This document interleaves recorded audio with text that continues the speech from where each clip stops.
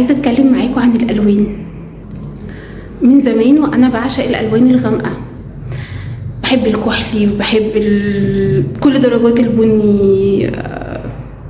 لكن من سنتين بالظبط ربنا رزقني رؤية اني بفتح دولابي لقيت كله هدوم غامقة ما عدا عباية واحدة بس لونها اخضر. فقررت ان انا هلبسها في الحلم. وانا في الحلم جه في بالي فكرة اني انا مش هلبس غامق تاني خلاص. اي حزن او اي حاجة كانت مضايقاني او اي حاجة مزعلاني انا مش هلبس غامق تاني. مش هيبقى الغامق ده شعاري، مش بتاعي. اللون الفاتح هو اللي بتاعي، اللون الفاتح هو الحياة.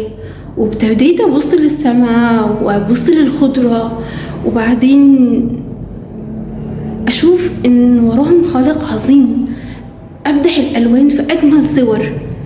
احنا ليه بنحصر نفسنا في الهموم؟ ليه بنحصر نفسنا في الغوامق؟